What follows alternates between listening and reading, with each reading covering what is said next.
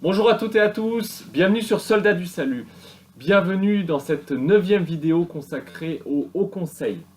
Dans cette vidéo, nous allons entrer dans le cœur du sujet, dans la raison d'être du Haut Conseil, qui est l'élection d'un ou d'une générale. Et pour ce faire, tout commence avec une étape préliminaire de nomination.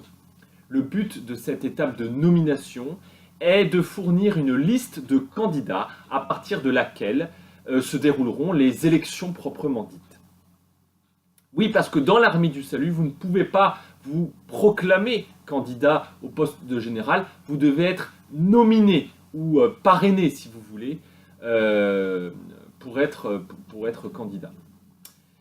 Comment ça fonctionne? Eh bien, c'est très simple. On demande à chaque membre du Haut Conseil de fournir le nom d'une personne qui, selon lui, pourrait être un bon ou une bonne générale de l'armée du salut. C'est anonyme et facultatif, ils ne sont pas obligés de donner un nom, ils peuvent rendre un papier blanc aussi. Et ils peuvent donner le nom d'une personne du Haut Conseil, bien sûr, ou à l'origine de toute autre personne dans le monde. De toute autre personne. Et au fur et à mesure, cette grande liberté a un tout petit peu été réduite avec deux limitations. La première, qui est assez évidente, c'est qu'on ne pouvait pas se nominer soi-même. Alors, je dis que ça paraît un peu évident, mais en fait, ça ne l'était pas. Pendant très longtemps, ce n'était pas formellement interdit. Et c'est Frédéric Coutts qui, en 1963, a réussi à faire entrer dans les ordres de procédure le fait qu'on ne pouvait pas s'autonominer. Deuxième limitation, on a considéré que ça pouvait être dangereux qu'il n'y ait aucune restriction à la nomination.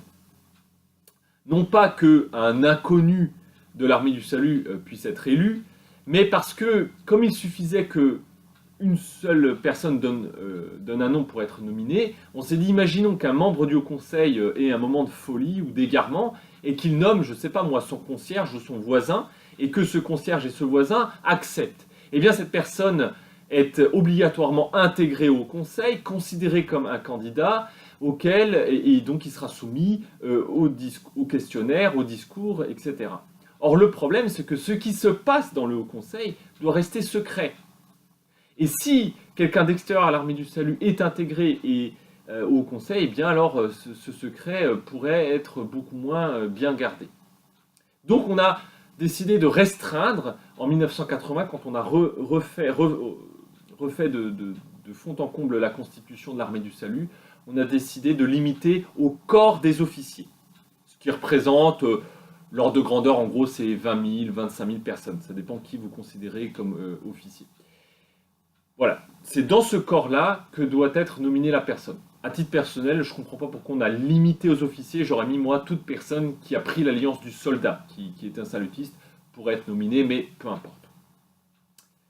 Alors, peut-être certains se disent « Ah, mais alors ça veut dire que mon officier ou mon officière préféré pourrait potentiellement devenir général. » Oui, théoriquement c'est possible, sauf que sur 18 hauts conseils qui ont eu lieu, il y a eu un seul cas d'une personne nominée à l'extérieur du Haut Conseil, et ce cas c'est le général Osborne, qui avait décidé de prendre sa retraite 2 ans avant l'âge de la retraite, et qui a donc convoqué un Haut Conseil, et une personne l'avait nominé pour être candidat à sa succession, pour pouvoir terminer les 2 ans, probablement parce qu'il considérait qu'il était un très bon général.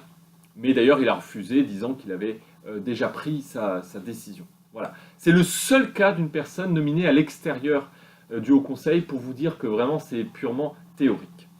Et de toute façon, toutes ces limitations dont je vous ai parlé sont aujourd'hui caduques, pour une très bonne raison, c'est que dans les fin des années 90, début des années 2000, on a introduit le fait que pour être nominé, il fallait avoir 3 personnes qui vous nominent.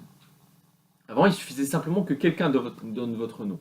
Maintenant, il faut 3 personnes. Alors pour plein de raisons, mais très essentiellement pour faire très vite, c'est parce que les conjoints ont été intégrés au conseil et on a commencé à se poser des questions, notamment le fait que si un conjoint nomine son conjoint, eh bien, est-ce que c'est pas une façon de s'autonominer? Bon voilà, on a commencé à se poser des questions, et Larsson en 2005 a monté la barre, donc il faut au moins qu'il y ait 3 personnes qui vous nominent pour être, voilà, pour être officiellement nominé. Il y en a même qui voulaient monter jusqu'à 5. À titre personnel, je trouve que c'est un peu dommage parce qu'on perd tout le côté un peu liberté prophétique, j'ai envie de dire, que quelqu'un d'extérieur puisse être nominé. Parce que voilà, la probabilité pour que 3 personnes du Haut Conseil nominent quelqu'un d'extérieur au Conseil est quasi nulle. Quasiment nulle. Et je trouve que c'est dommage parce que ça permettait un petit grain de folie qui, imaginons, voilà, un officier lambda qui soit intégré au Conseil, qui puisse donner son avis. Voilà, il y aurait eu un petit côté un peu folie, surtout qu'il n'y a pas eu de cas dans les 18 au Conseil qu'on a vécu, de cas voilà, de débordement où n'importe qui aurait pu être nommé. Voilà, mais c'est comme ça la situation aujourd'hui.